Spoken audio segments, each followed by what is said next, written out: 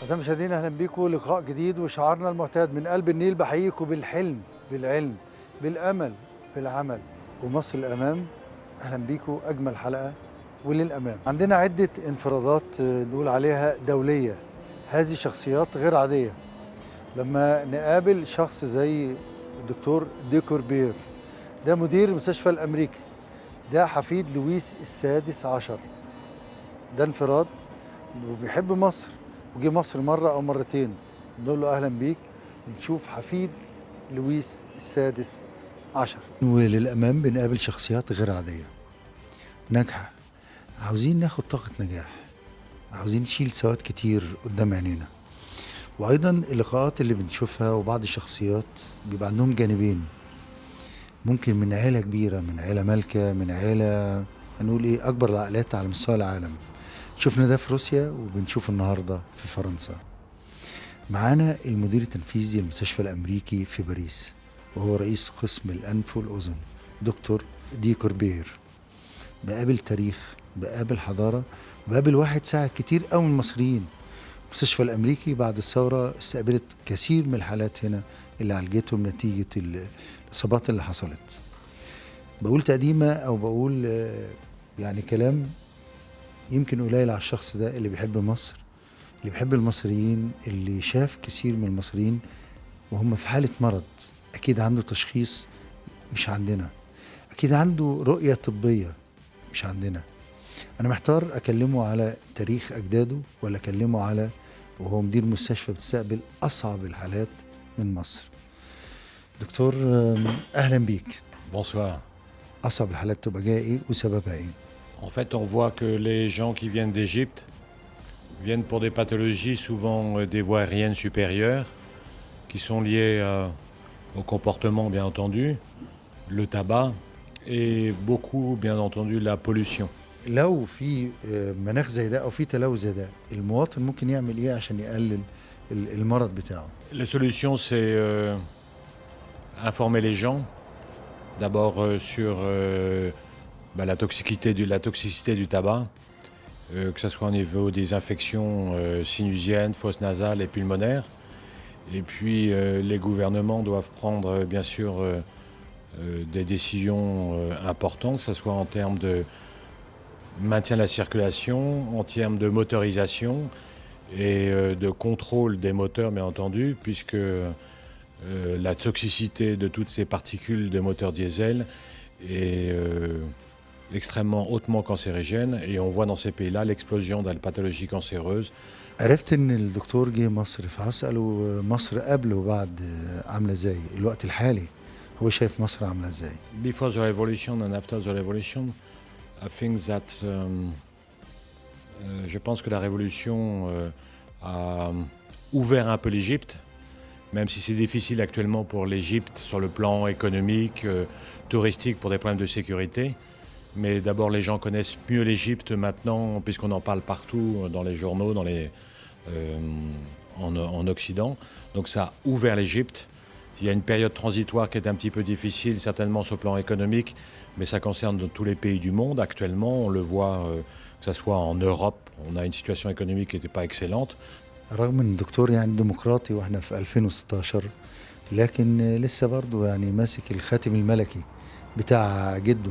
ده كنت ده ايه ده بتاع جدك ده؟ Chacun est attaché à son histoire familiale, ou son histoire du village, ou son histoire de son pays. Donc moi, je suis attaché à mon histoire familiale, et ça fait partie de mon histoire familiale. Donc j'y suis attaché. السؤال الأخير ليه وعاوز أقوله، في تغيير حصل بالنسبة للعرب أو المصريين، تغيير نفسي هو كطبيب يشوف ده في السنوات الأخيرة، لأنه إحنا اتغيرنا. ليه أنتوا تحكموا؟ بس عاوز أسأله هو شاف ده في المصريين بالذات أو العرب بشكل عام؟ Je ne sais pas ce qui a changé ces Arabes depuis la Révolution. En tout cas, le changement, il ne peut pas s'apprécier sur 1 an, 2 ans, 3 ans, ou 4 ans ou 5 ans. Pour l'instant, pour ces populations arabes, je pense que c'est un leurre, parce que la chose qui compte, c'est le développement économique. Et les révolutions dites arabes ne se sont pas accompagnées d'un développement économique, mais plutôt d'une régression économique. Donc de problèmes de guerre civile entre eux, on le voit dans d'autres pays arabes. Et Dieu merci pour l'Égypte, qui est une grande civilisation, puisqu'il ne faut pas oublier que l'Égypte existe depuis 6000 ans. Et toute notre culture vient de la culture égyptienne. Avant Jésus-Christ, 3000 ans avant Jésus-Christ, il y avait une grande culture égyptienne, donc il n'y a aucune raison qu'elles disparaissent. Le problème qu'elles ont actuellement, c'est la régulation de la démographie et surtout la régulation de son développement économique, qui sera la seule manière de développer et de stabiliser l'Égypte, bien entendu, car tout passe actuellement par l'économie. Quand les gens ont à manger, il n'y a pas de problème.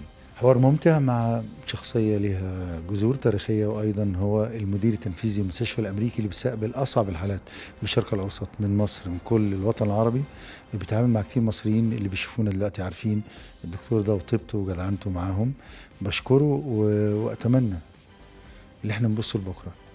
أتمنى نعالج بعض مشاكلنا. يمكن هو وأنا جاي هنا فرنسا وجاي باريس أشوف الأفكار الحلوة، بينبهنا للتلوث، بينبهنا المشكلة عندنا بتسبب أمراض كتيرة.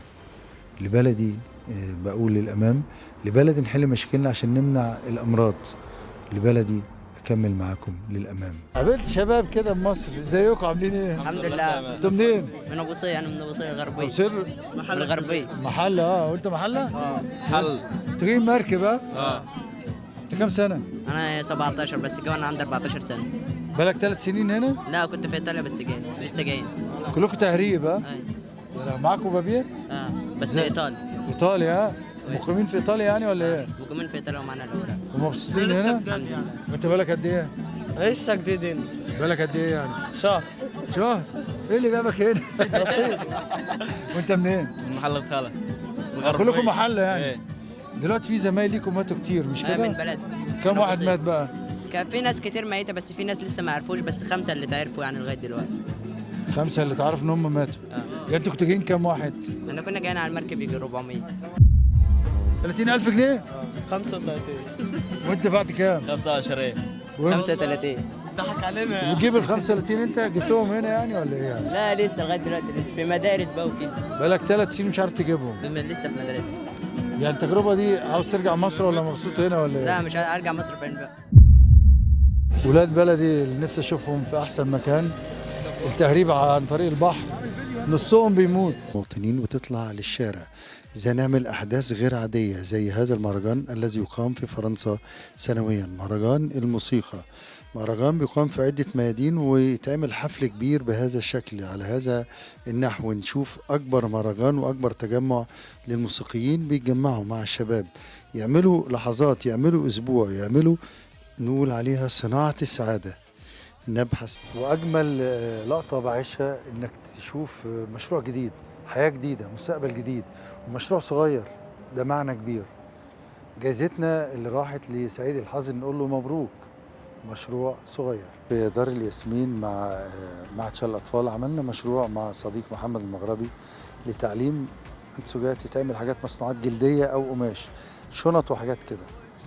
عشرات اتعلموا، عشرات استفادوا، والفايدة انك تاخد الصنعة او تتعلم هتعمل ايه، تروح تعمله في البيت وترجع تسلمه ويتوزع، تاخد الفلوس. تجربة قدمناها قبل كده بره مصر، بنعملها جوه مصر، والنتيجة معانا كابتن احمد فتحي، ده كابتن الباسكت وماراثون ولا ايه تاني؟ بالظبط كده، لاعب منتخب مصر كرة السلة ولاعب ألعاب القوة وماراثون، والحمد لله محقق انجازات كتيرة قوي. بتاخد بقى يعني معاش ولا مرتب ايه في الشهر؟ دخلك يعني؟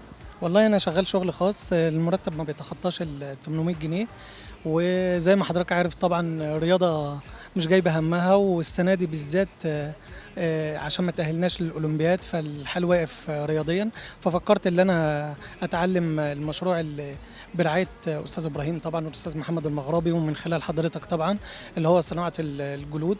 فدخلت وبتعلم الأيام ديت، وإن شاء الله بفكر أعمل مشروع خاص ليا، لأني طبعا تعمل بقى اتعلمت الجلود. اتعلمت. هو هتعمل إيه؟ شنطة؟ بعمل الشنط اللي هي الجلود. اتعلمت الأول إزاي بتتعمل، بجيب القماش وبحطه على المكنة، وإزاي أقفل الشنطة كويس، وداخل لمرحلة كويسة يعني، بقالي بالظبط 3 أشهر بتعلم الصنعة دي والحمد لله لقطتها. حاجة سهلة كويسة جدا ومجزية جدا ومربحة، وشكرا طبعا للناس اللي فكرت في حاجة زي كده. دعوتي اللي قلتها السنة اللي فاتت كل أماكن تجمعات متحدي الإعاقة زي نادي الياسمين كده، الفكرة نجحت هنا. كل نوادي متحدي الإعاقة في مصر كلها اعملوا مشروعات صغيرة للشباب اللي زي الفل اللي زي الورد، عاوزينهم كل واحد يعتمد على نفسه، ياخد الشغل عنده في البيت، ما ينزلش يعمل منتج ياخدوه هم يوزعوه. ده ميزة وجمال المشروع اللي عملناه هنا مع الأستاذ محمد المغربي. أحمد فتحي اللي بقول له إحنا معاك، وبشكر ده الأرمان اللي بتساهم معانا، والبداية إن يبقى معاك المبلغ ده 3000 تعمل بيهم المشروع، نشوف مشروعات أكبر وأكبر ليك إن شاء الله. ان شاء الله مصر هتقوم بينا واحنا هنقوم بمصر ان شاء الله. أتمنى ما تم في عمله هنا من مساعدات اجتماعية ونفسية وتعليمية اللي قدمته السنة اللي فاتت بالصوت والصورة يتم نقله، احنا بنعمله كتجربة لكل نوادي متحدي الإعاقة، ونشوف اللي زي أحمد يلعب رياضة ويتعلم إنجليزي زي ما عملنا هنا وياخد كورس